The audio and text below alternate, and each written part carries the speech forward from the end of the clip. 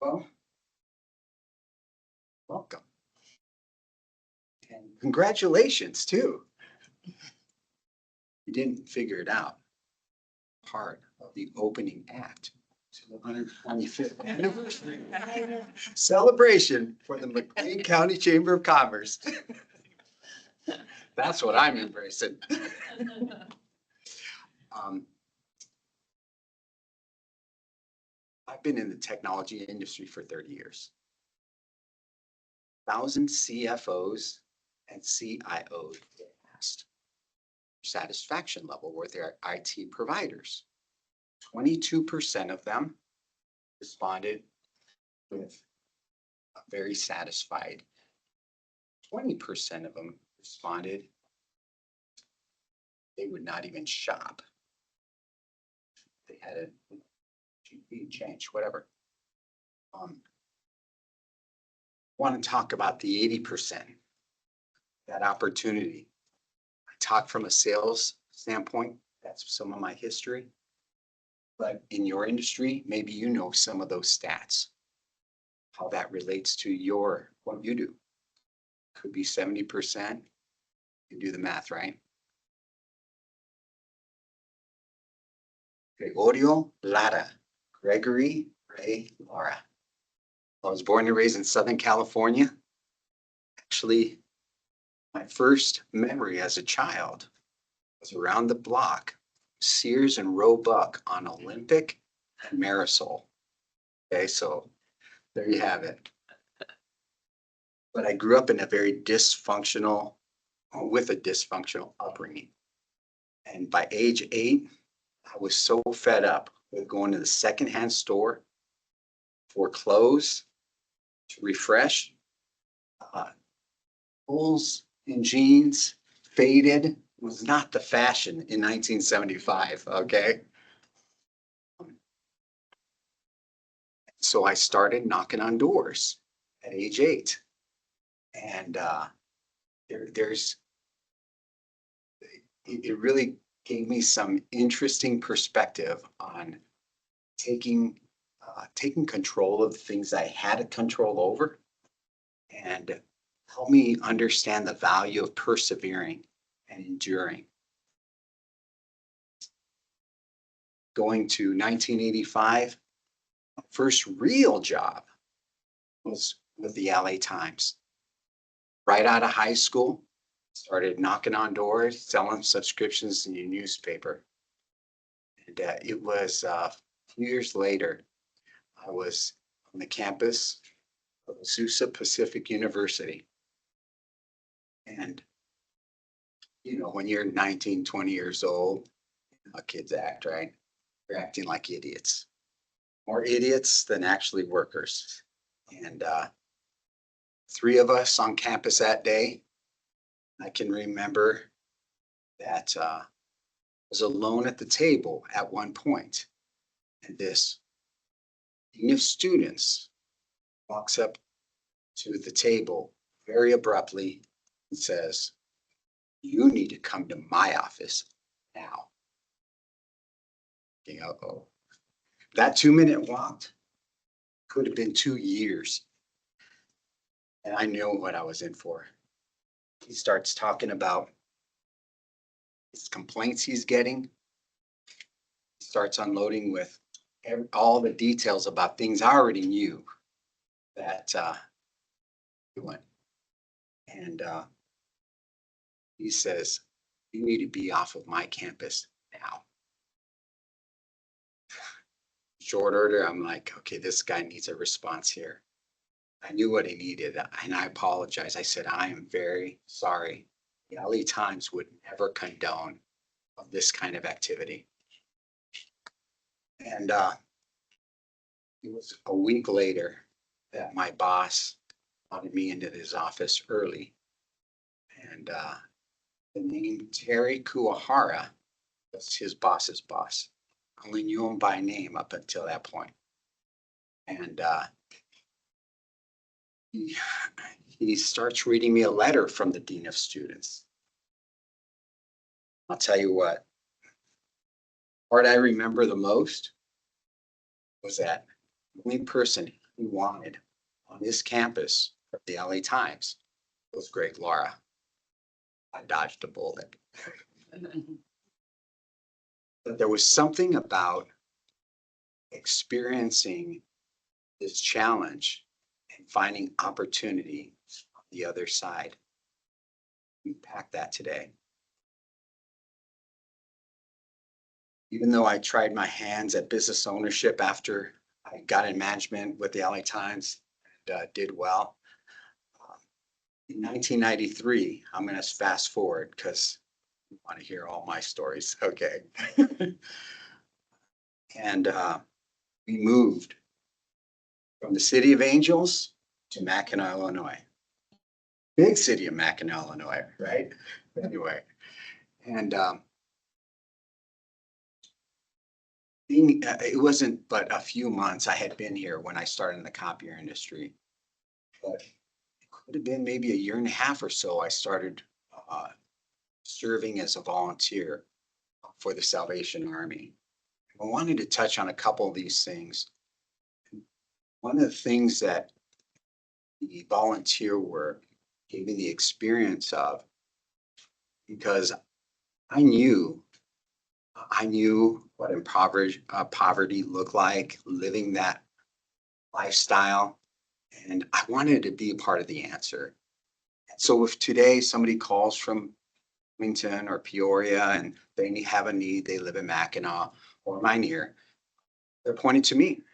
I go meet with them, kind of understand their situation, talk with them, and sometimes I go shopping with them. And my predecessor, he just gave him a voucher.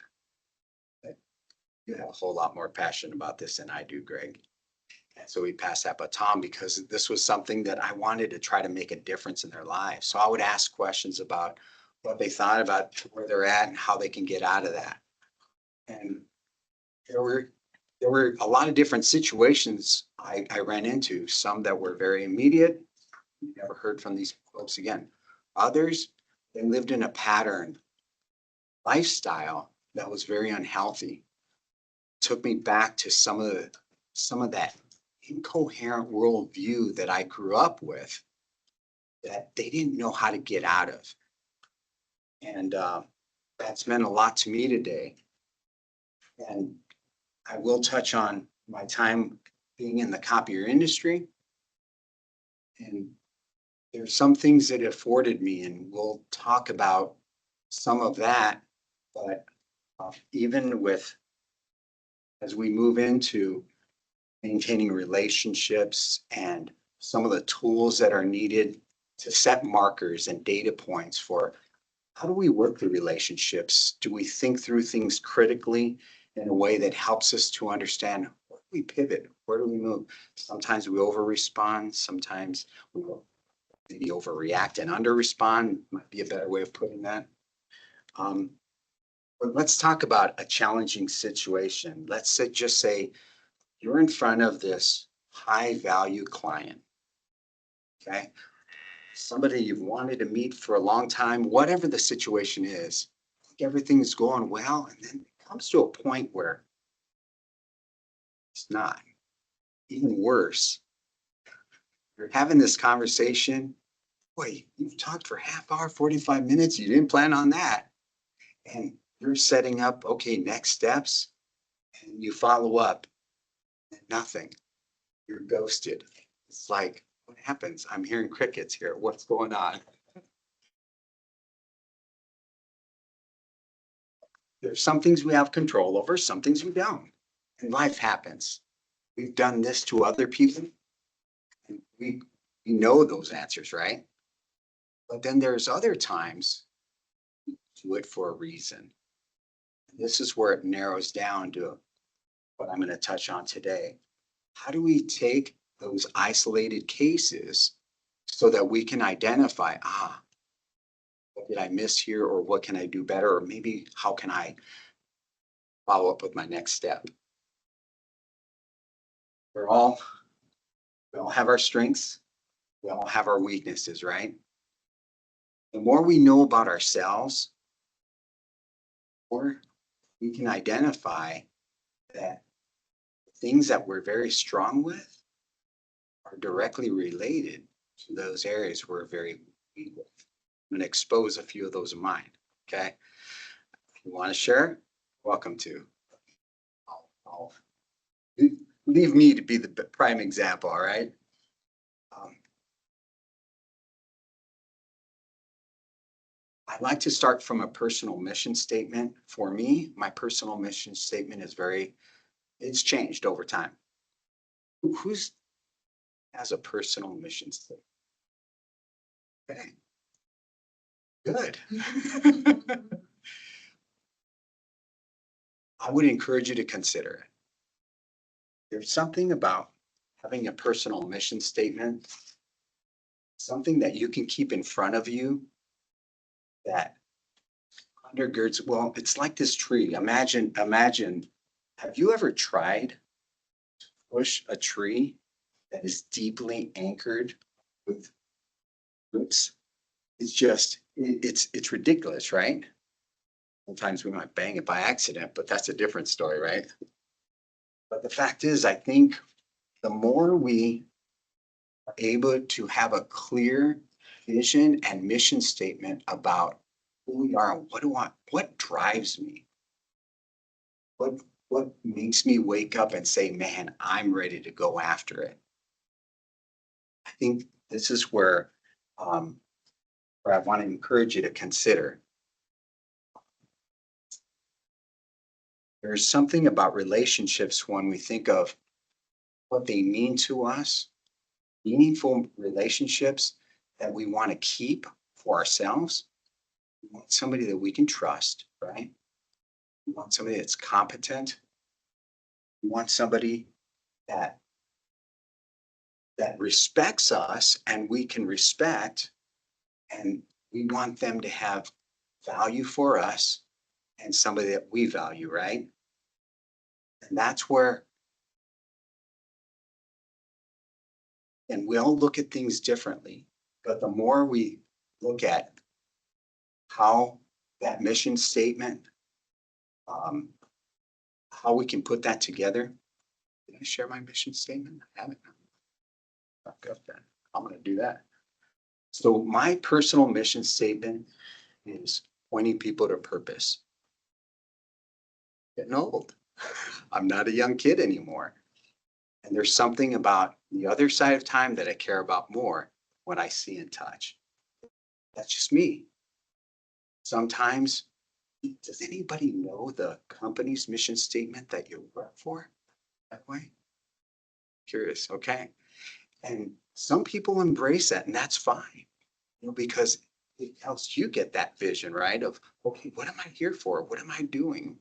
What do I want to share about what I'm doing, right? So, with that being said, let's take this back to the relationships that we're either developing, maintaining, right? Again, and hopefully that's happening all by itself because I don't know how to do that. Welcome. I'm not gonna start over, I promise. Um, one thing that I gained in the copier industry, there was a 3-day seminar from Mike Carrison. He wrote a book, Breakaway Sales. There was a lot to this, and obviously I'm not going to cover all of it. But one of the things that I felt like was very pertinent about maintaining relationships was understanding who our audience is. How do I identify those markers that I referred to earlier? And you may already have an idea of where you might lean as your personal bent. Okay. Your aggressor, you know who those are, right? Your drivers. This is that person. Hey, it's my way or the highway. And let me back up. Let me put it this way. These aren't straight lines, right? It's a spectrum. Some people are off balance and they're stronger in one area versus another. I see a little bit of each of these in me different ways. That's when I was a kid. or as I grew and I try to develop in areas that I was weak in, and so on and so forth. But there's strengths and weaknesses in every one of these. And again, that's where that spectrum is going to set those data points. Those relationships are pretty normal. But boy, you got some people that kind of go off on track, and you know what I'm talking about. The aggressor, though, hopefully we're all following here. The emotive, that's like me if you haven't figured that out, okay? Let's be very clear. So I'm very passionate. I can be creative. Um, again, strengths and weaknesses. Analytical, some people think of engineers or whoever, they're always trying to analyze things and trying to kind of arrive at their own conclusions. It doesn't matter where you want to go. It's like, no, I want to go there myself, and then I'll let you know where I'm at, right? Now that harmonious person, um, that's the person they want to gain consensus. They want to be that people pleaser.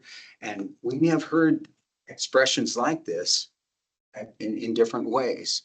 Okay. But then there's another level to that. And this takes into experience and frankly, even clinical conditions. I'm going to use an example of a narcissist with an aggressor, and that's why I stuck this in there. It wasn't part of Mike Harrison's 3-day course. And there's a lot more to be said about that, which I'll spare for another day.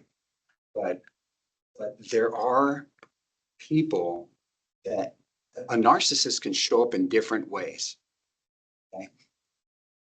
They don't know boundaries. They don't know how to look at somebody else's best interests, balance them with their own. I'm just going to leave it there because I'm certainly no clinical psychologist or anything like that. So let's go through each one of these. And then we'll also talk a little bit about the learner types. Audio, visual, pretty self-explanatory.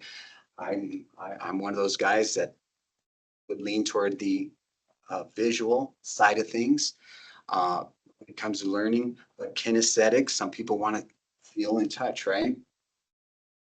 And again, narcissist.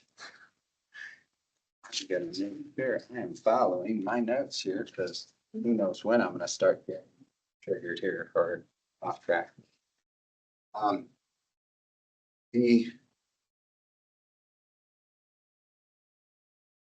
So let's make sure that we're clear on these. Any questions? Any? I think we're all following where these folks are at, right? Pretty straightforward.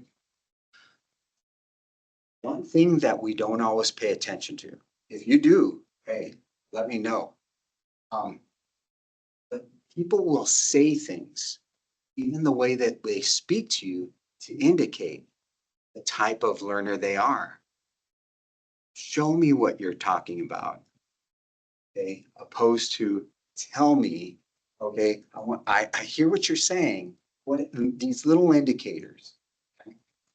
Opposed to, again, a kinesthetic, they want you to show them and provide a proof of concept, maybe. In a conversation, whether it's a big meeting or just a one-on-one, there's times we find we are not taking the lead. Have you ever been in that situation where it's like, okay, this is my baby, this is my show, and somebody else is just throwing me totally off, right?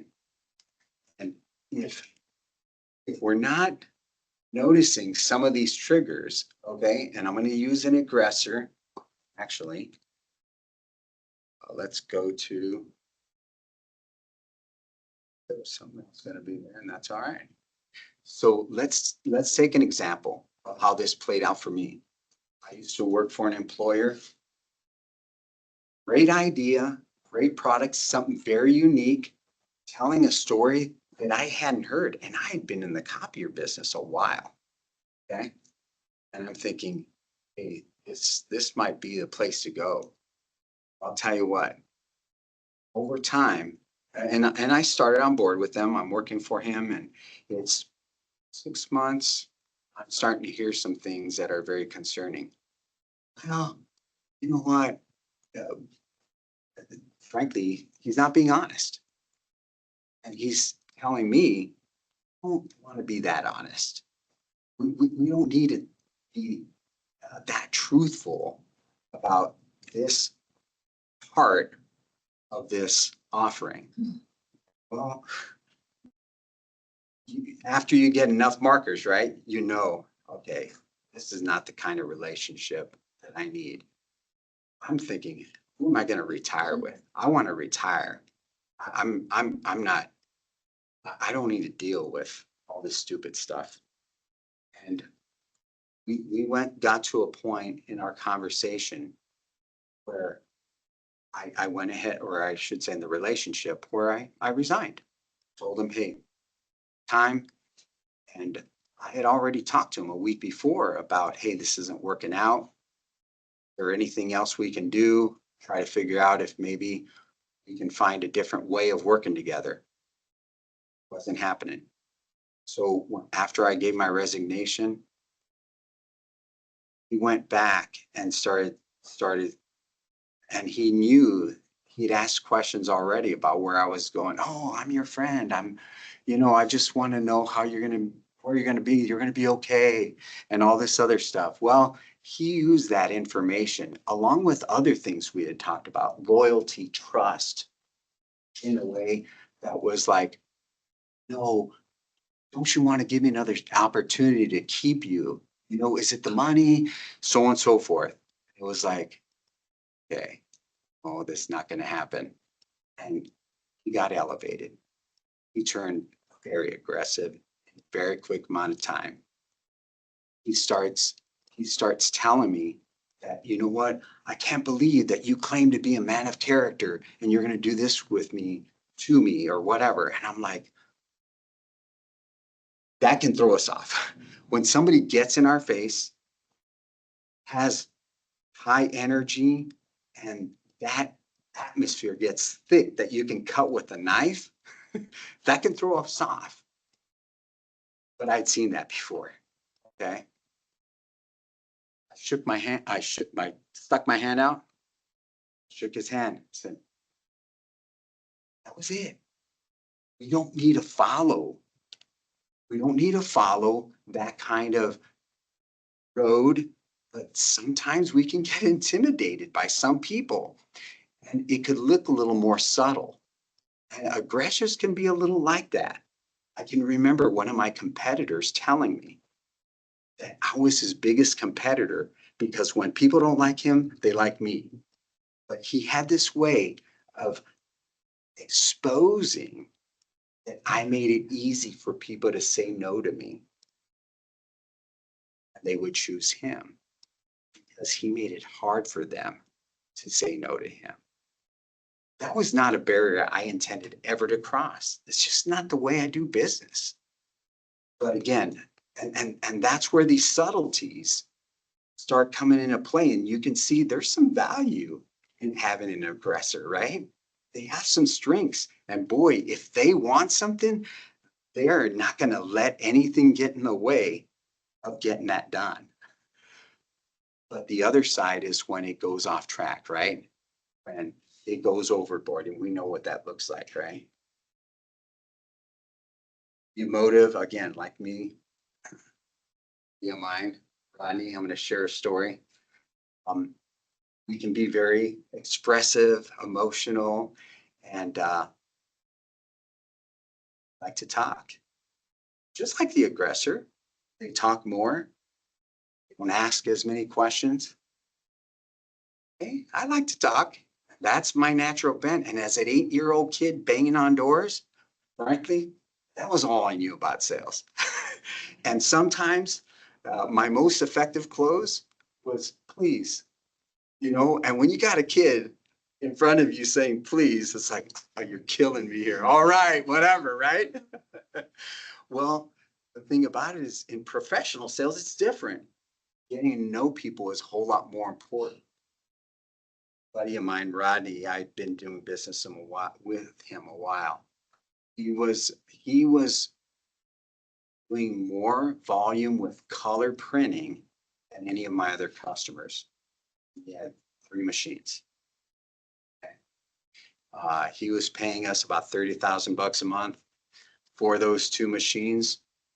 And only about 25% of it was for the hardware, was all the volume. So if you don't know about my industry, I can share more later, but I'll keep it to the short story, okay? But we're talking, it was not unusual to get together after work, get a drink or do whatever. And he tells me one day, says, Greg, I love money. And then he quickly corrects himself.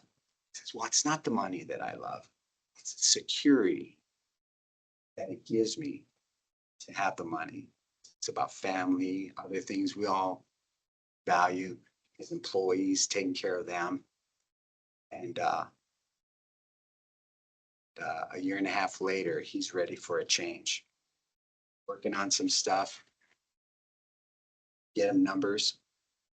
My competition continually keeps on lowering the price and lowering the price. They said, tell us what price you want us to be at. He says, Greg, we're on the phone. We're on the phone. He says, Greg, they're 4,000 bucks a month less than you. It's like, I can't do this.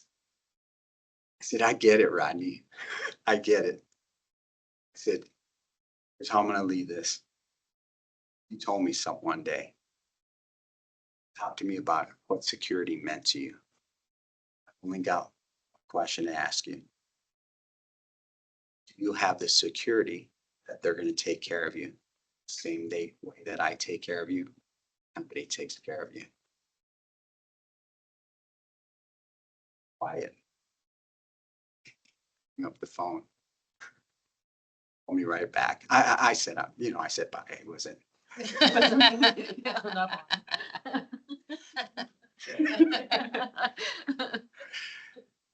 Call me back within a minute. Greg, order the stupid equipment. There's something about finding people what they want that's helpful. We get to know them because there's always a point in a conversation as we get to know people that they're telling us exactly what they want. It doesn't have to be an emotive. Okay? I love drivers. I love the aggressors, to be honest with you. Okay, these are my type of people because you don't have to do a lot. They know exactly where they're going. But we'll talk a little bit about the analytical, and they're a very different type of person. A lot of my technicians can probably be classified that way. They don't talk as much. They're asking questions. Why are they asking questions?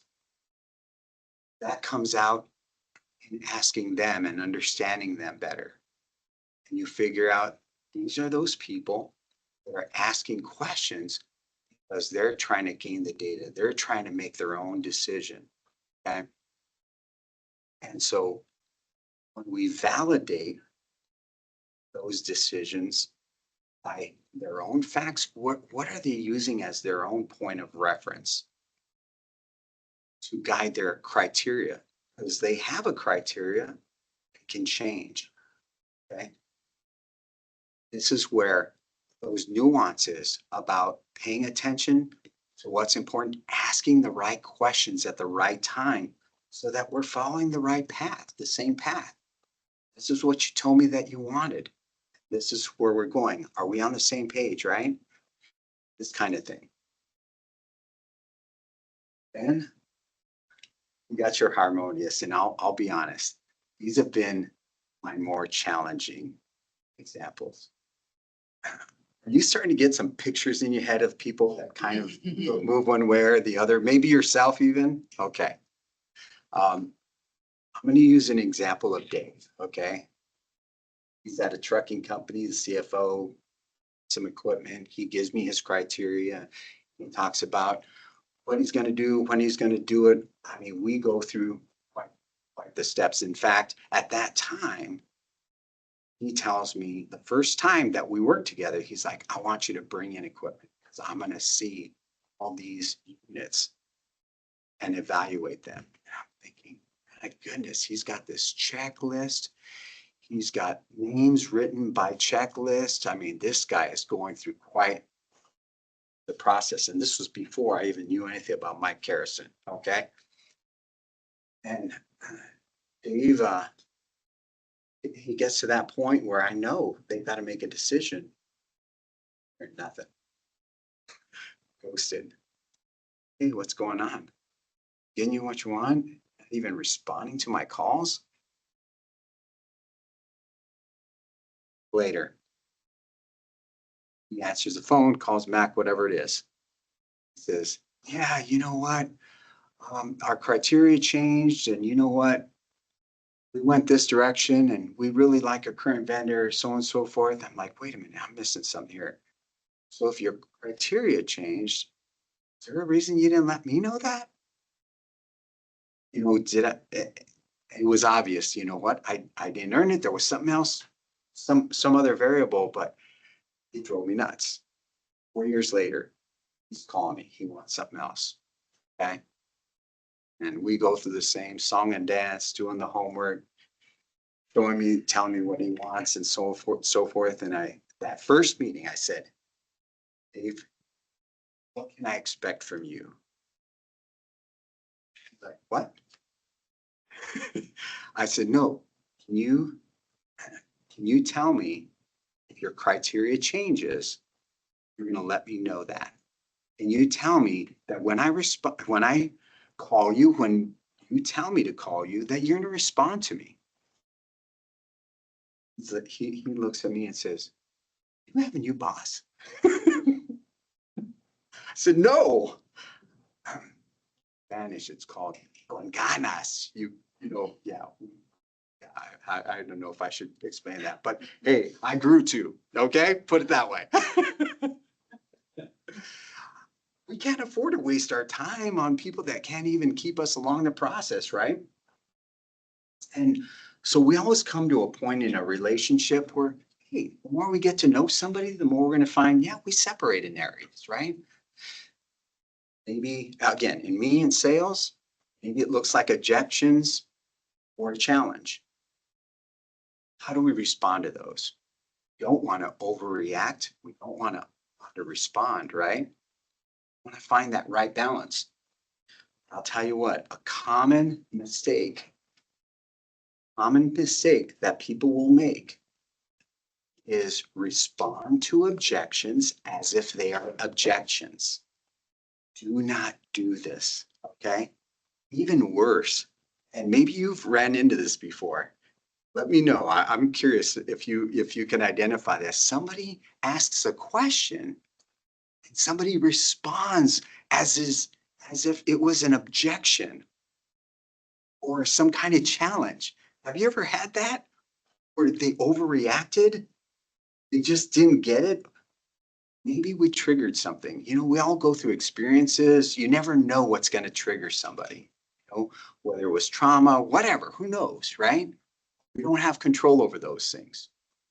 But the reality is, when you know your craft, you know your industry, and somebody else starts taking the show because, oh, they got an objection that you're not used to.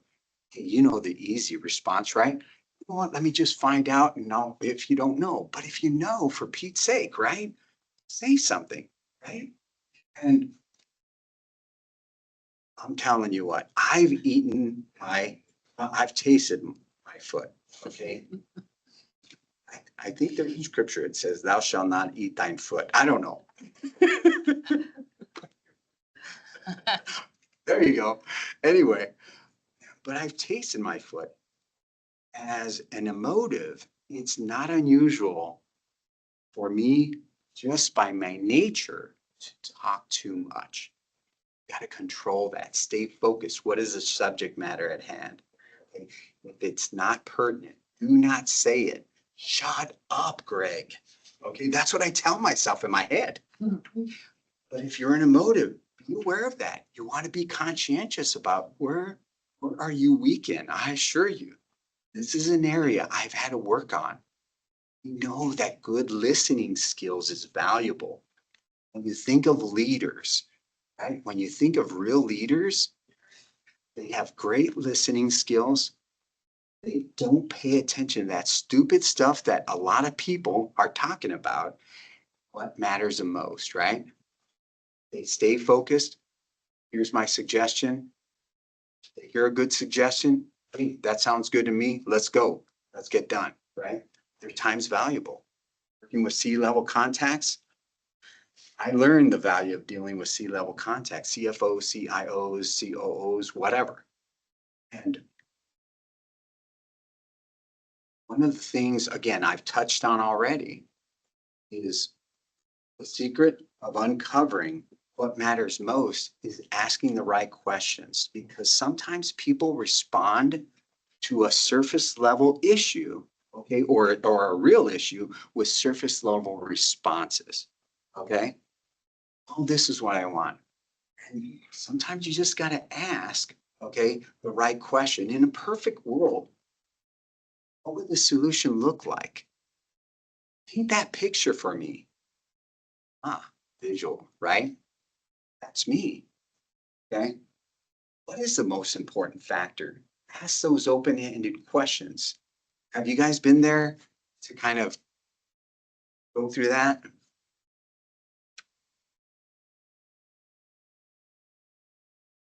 A lot of time. I was hoping for some more engagement. That's all right. That's all right. But I want to go through some examples. I want to talk a little bit about one last point. So I want you to think about this here as we start wrapping up. Okay. What are your strengths? What are your weaknesses? Have you been in a situation or are you dealing with somebody today that you just don't know where to go in the conversation or that to develop that relationship to move forward?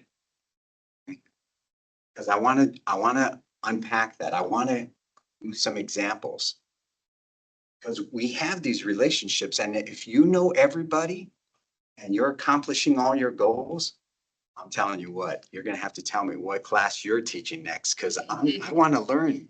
I am a lifelong learner. More I seem to learn about myself, others, and even what's most important, the more I see that, well, this this scale that I thought was here got so much bigger. As a kid, I didn't understand what real opportunity was. Today, it just seems like there's so much opportunity. I don't have enough time to get to it. We're all short for time. What are we doing with that time? There's a lot of other things to be said about how we manage ourselves. When was the last time you got a handwritten letter? Do you remember the last time you got a handwritten letter? Anybody? How long ago was that? Um, it was early spring. It Okay. was from my son. Yeah. And it was beautifully written. Thank you for everything you've done and granddaughter. And I got one from my daughter-in-law. Yeah. Yeah. With pictures. I'm like, well, Okay. Okay. Good. Good. Um, have you ever received a letter that you didn't read? That was a personal letter. Anybody ever not read that? We live in a world that has transitioned from analog to digital, right? If I asked you how many emails you got a day, it'd be in the hundreds, it could be in the thousands. Okay, it's ridiculous. Okay. It, it's untenable. And how many times we just read that headline? Okay, no, that ain't gonna happen. Right? All we need to read is that subject line. That's enough. And it just sits in that inbox. Does anybody not do that? I mean, that's me. I don't know about you guys, okay? There's one compliment that I've got from people that I deal with that they get a handwritten letter. how do you personalize your relationship with the people that you deal with? Okay? People that you want to maintain that relationship. There's some people, hey, you know what? They'll even share, yeah, what my wife's got a procedure. This thing's going to be happening. I'm going out of town. Whatever they share with you. Okay. Hey, I hope that went well, by the way. Taking that time, I'm telling you what, people do not get handwritten letters. If you are not doing that, okay, I want to encourage you to consider that. Okay. Doesn't need to be lengthy, brief, concise. I've written some long letters before. Okay. That's not for everybody. Can I just make an observation there? Because I have a couple Gen Zers who work for me, early 20s. I wrote them a personalized thank you. They could not read it because I wrote it in cursive. Good point. So Great point. just kind of keep it in mind, like, I don't know if the alphas care. I don't know if the millennials care. I don't know if the Zers care. If they receive a handwritten letter. And Even if I print it, my guys don't seem like they value that sure, the way I sure. just kind of it was a eye-opening experience for me, for sure. Yeah. And even though we didn't touch on it, here's the thing. Some people either get voicemail, phone call, and they would an email. Not asking those questions about how they're used to communicating. It does relate to audio, visual, aesthetic to some degree.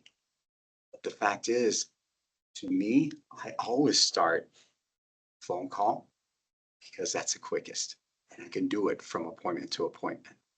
Okay. And then if I don't get a response, do send an email. Okay. With high value clients, immediately I write a letter, period. It was just great meeting you. Just wanted to let you know if you ever want to get coffee. That's it. Yeah. I just want to know them as a person. How do you personalize that relationship? Huge. I told you I grew up in Southern California, East LA. Okay. It's a big part of my upbringing. Does anybody know what pan dulce is? Pan is bread. Dulce, sweet candy. Okay. Sweet bread. So there's a few panderias, bakeries in the area, and dulce. And so this is exactly how I engage people. I was a kid, I used to go to Our Lady of Guadalupe Church, and across the street was a panderia. And we had uh, dulce, is a special treat. You didn't get it every week, trust me, okay? And I'm telling you, I can pick up 2 or 3 of those, cut them in half or quarters, just drop them off. Usually leave the business name because I don't be responsible like I made them or something like that, right? Anyway, but this personalizes this relationship, right? They know something about me. And I'm telling you, there's a few people when they want, you got some pan dulce for me today? But we all have a history, our past. You know, it's how do we use creative ways to make people or help people remember? Help them remember us, right? And that's one way I do it. I've got a few other things and we'll get into that here. But we want to anchor those deep roots, in whatever form. What can you do that nobody else does? That's that sweet spot. Live in that sweet spot. Show them why people ask sometimes. They'll just flat out ask, should I spend my money here when I can spend my money there? I'm already doing this instead of that, right? They don't have you. You have value. And when you carry yourselves in front of people, you're standing up and again, matching their energy, it makes a difference. People look at you different, I assure you. I cleaned up my act when I got offered a management job at the LA Times. I'm telling you what, I used to have hair to the middle of my back, okay?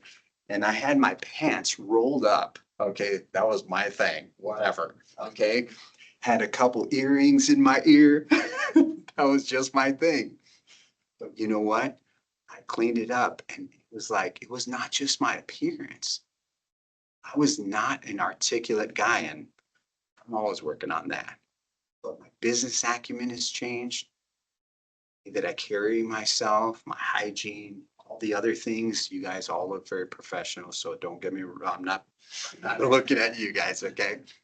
But there's some things that we may be weak in. And again, it's always paying attention. So who can tell me what type of person they are? Because there's 4 types, right? Who can tell me as we wrap up and kind of hopefully dig in a little bit deeper and try to kind of have a little bit of some engagement here, okay? Anybody want to share natural bent? One of those? I'll start it. Good, good. That's kind of a vulnerable thing, but I'm all for it. So, emotive and an aggressor, probably a balance between, I would lean more towards an emotive, but then also, 20% analytical and harmonious because I love people. So that's in those personal connections, like you were saying, when our architect had a family member pass, I hand wrote him a letter of sympathy and empathy, and that made a big difference. It's amazing. Yeah. It's amazing. And I commit to two a day. Okay, 2 a day. And that's just, I always do it. No. But this goes back to, okay, what do I want to do? Again, it's just my mission statement, right? And how do I realize that personal mission statement? Okay? I want to impact somebody's life, not just for today, but for tomorrow. That's how I do it. That's just one way, right? It's just one way. So, for it. All right, thank you. You're welcome. All right. Hopefully someone else will chime in too, but if Yeah, not, there yeah. you go. Can, can you guys picture any of these challenging styles that maybe are completely antithetical to yours? That kind of like, oh yeah, when I run into that kind of person. Anybody? I would say I think I'm naturally cowed by a very aggressive Oh, yeah. person. Like I don't really counter that in a sales process, but internally Yeah. sometimes. Mhm. There's one person that is extremely aggressive and it just really, I really back away immediately. It just really rubs me wrong. I think I don't like confrontation. I don't know what it is, but they're extremely aggressive. So. She's a harmonious. Doesn't want confrontation. I don't there for sure. That would definitely be No, I can't win. That would definitely be Not one. unless I want. Okay. You still have But to hold. most people do not want contention, though. I would Yeah. argue even an aggressor, Mm. most balanced, if you will, aggressors do not want contention. They don't do it on purpose. This is their natural bent. So I don't want to miscategorize what a natural bent is versus somebody that's out of balance. Okay. And this is again why I love working with drivers, and a lot of CFOs, COOs, they are drivers. They know exactly what they want and they can move a project, a objective forward. They know how to do that. Let me go down this road. I wasn't sure if I was going to have enough time, but I'm grateful for this. But so you cannot identify some people and how this comes out. So my critical thinking model is this, not do you guys have a critical thinking model that you follow? Buddy? Okay. So I hear somebody challenge me, get aggressive with me. Mhm. Okay. I'm trying to back up here, go back to. That didn't help any. I was gonna try to back up and I went for it. Is I'm trying to remember, okay, what did we just talk about? What was the subject matter at hand? Okay, and now filter it. Okay, so for a good sound presentation, a good sound argument, what does that need?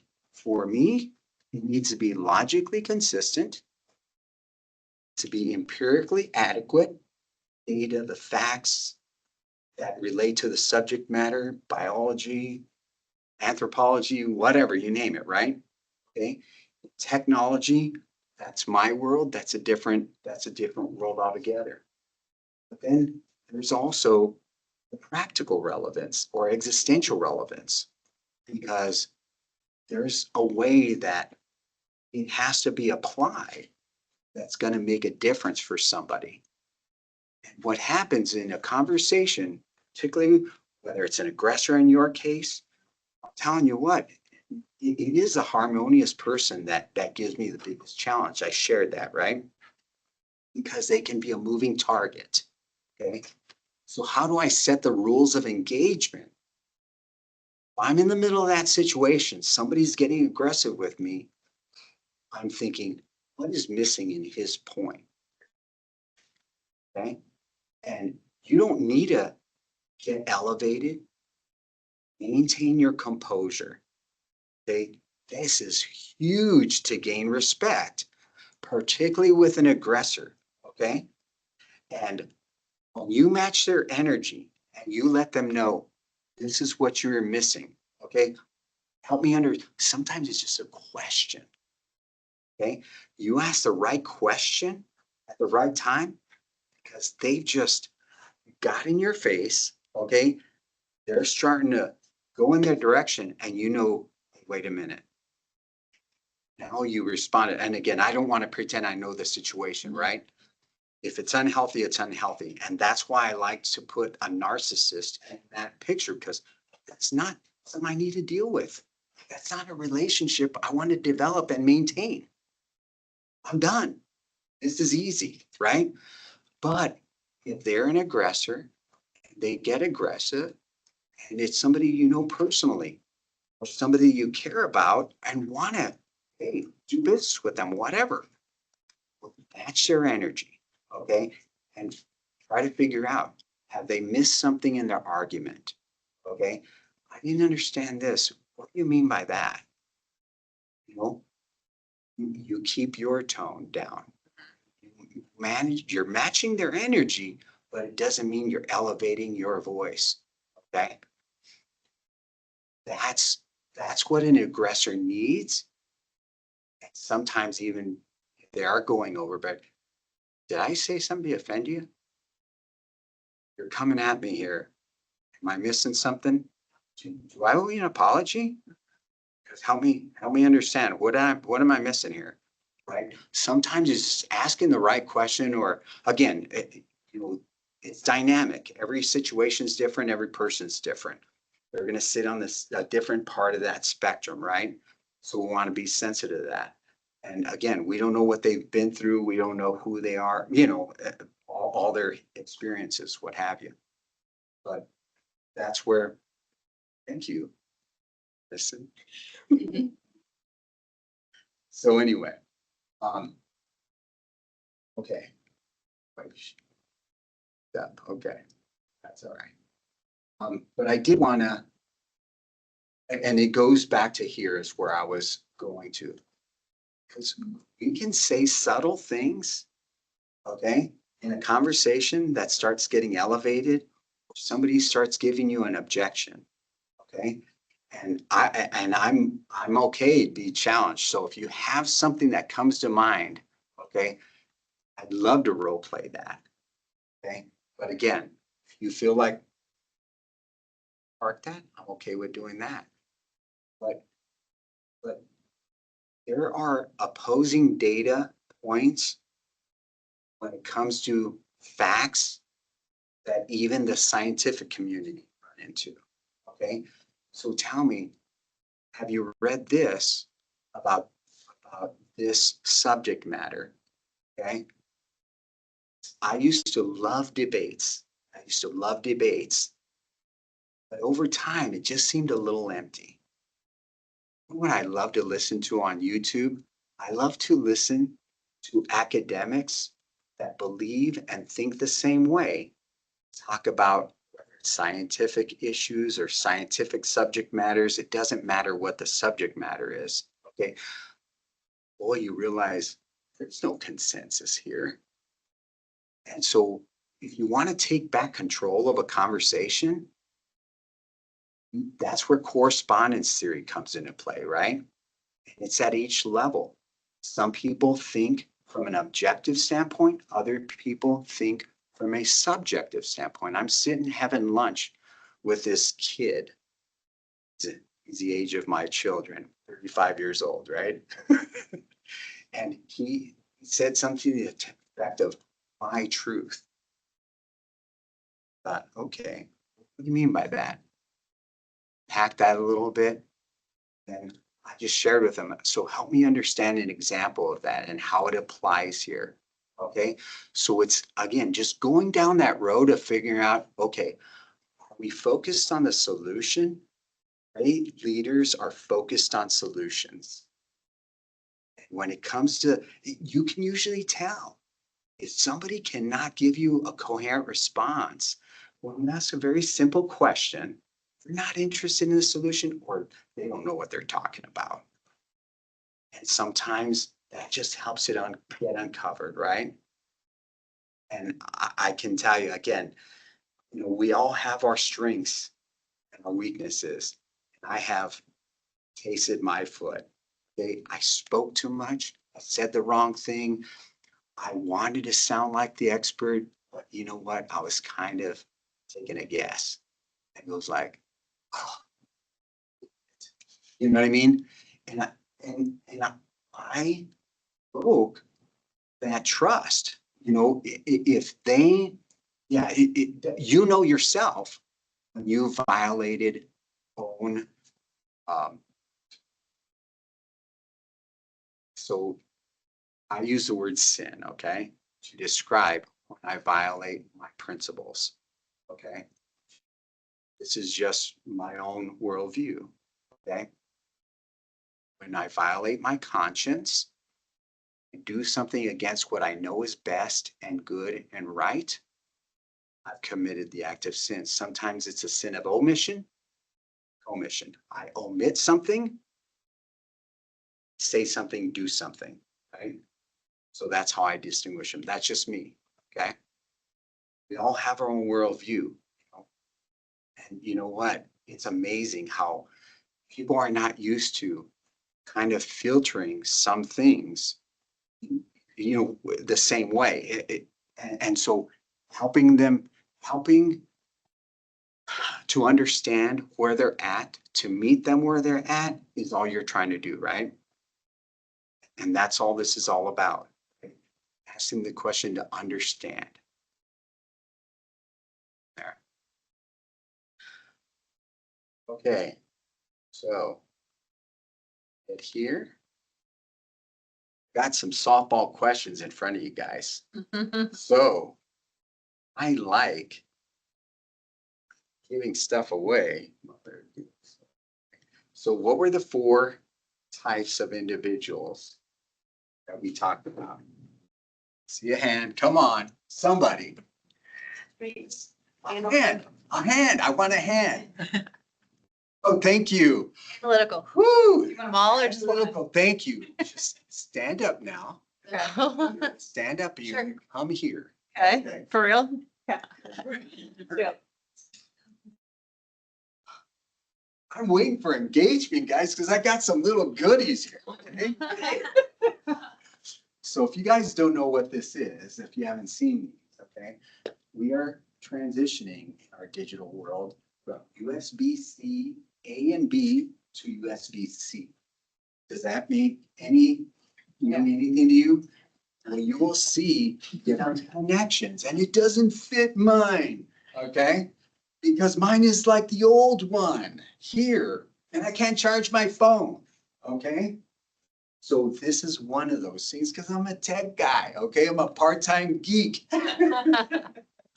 Anyway, you can see some of this other stuff. This is a fun little, it's not a Rubik's Cube thing, but it kind of opens in place. So a good paper holder, but pick one. Okay. Whew. Gotta keep you guys going here. Anyway, give me another type. Hand. All right, now we got some hands. It was a tie. We'll pick you first here. Aggressor. Aggressor, thank you. See that? This ain't hard. Come on up and get yourself a goodie, okay? If you want. Hey, I'm not gonna force you, okay? How about yourself before you Emotive. emoted? You did participate. Shame on me. It's okay. If I get two, that. Fuck this guy anyway, right? Okay. All right, who do we have left? Well, yeah, I'll take that. Yeah, yeah. So there you go. Sure. I like that. I found some candy bars this morning. I thought, oh, I'm gonna sweeten it up a little bit. I don't know if you caught my intro, okay?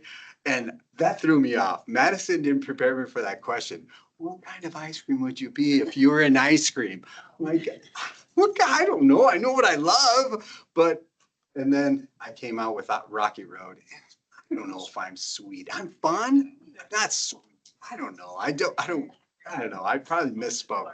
But I will admit, I've lived a rocky road, and this is what came to mind later, okay? I've lived a rocky life, and I'll tell you what, when I look at my life today, I feel like it's more sweet than anything else. So there you go. There's a better response. Okay, so now there's 3 learner types. Say harmony. I thought. Girls write me. So, well, maybe not. Okay, well, thank you. Of course, the harmonize. Please, everybody wants to like. So, yeah, and so let's talk about some of these a little bit here as we wrap it up. So what would be a strength for that harmonious? Kind of obvious, right? What would be a strength to a harmonious person? A good listener. They ask questions because they care about the response, okay? Just like the analytical, they care about the response as well, but for a different reason, right? And that's those why questions that sometimes if we're not asking the right why questions, we're not understanding, okay, this is the direction we're moving in a conversation, how we need to find the same path, the same road to walk down. Get yourself a goodie, will you? Anyway, so yeah, harmonious, so on and so forth. And before we go too much further, let's stick on, okay, your drivers. I shared some of the advantages of a driver, right? Or the aggressor, right? They're a driver. What would be one of the advantages of a driver? They make a project move. Oh, That's where I identify with that. And as a CEO, I have to, make decisions and sometimes it's difficult, right? Deal with some of the, Yeah. and I've had experiences with more aggressor focused personalities. And there's this value to somebody being decisive. I just want an answer. Please, just give me an answer. It's yes or no. Can we just do that? There's a value to that aggressors have no problem with giving you an answer. At least you know where they stand, right? So you know where to go from there, okay? But we know some of their weaknesses, right? What are some of those weaknesses? They might speak before they think. They might say yes right away, but not realize, oh, wait, I gotta look back at all the Mhm. data or whatever. Yeah. Sometimes Yeah, we just, they're out of balance. That's that negative side. And so you're paying attention to those markers, those data points as well, because you think, okay, then they get our hopes up that we think we have a sale and then it's. yeah, like, yeah, it's ruined. exactly. So, They can be bullied. and again, that's where it's unhealthy. And that's where, again, you got to figure out, you know what? No, where do I set my parameters? I'm going to tell you. The more I practice dealing with aggressors, because I do love aggressors, it is very easy to manage. Again, if they're not, out in the fringes, right? There's just some people that are overboard. These are not leaders. These are not leaders. They go overboard. Hey, they may own a company, they may have a company. It's not a healthy one. You've got this baggage out there and people know exactly that atmosphere is toxic. It's not healthy. It doesn't mean they're a narcissist. It doesn't mean that, again, there's a lot of clinical conditions we can start sticking in there. But again, it was just an example that I used. Okay, so what are some of the other ones? Harmonious, right? We talked about them, some of the advantages. What are some of the disadvantages or some of the weaknesses of a harmonious person? Times they never come to a. That's right. They can be very indecisive, complete opposite of that aggressor, right? And again, it's just, how do we set those? And note that when you see my phone and the notes I've got of over 6,000 contacts, okay? The notes that I keep, just to remind myself, okay? Because sometimes I write notes, not because I even look back, but because it helps me remember, okay? I'm not a detail-oriented guy. That's one of the things about emotives. These visionaries, they serve a purpose, but boy, these guys are not detail-oriented people. That's that yin and yang, right? There's these weaknesses that are directly related to their strengths, what have you. So, all right.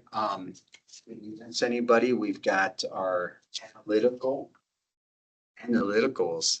There's something, right? What would be a strength to an analytical?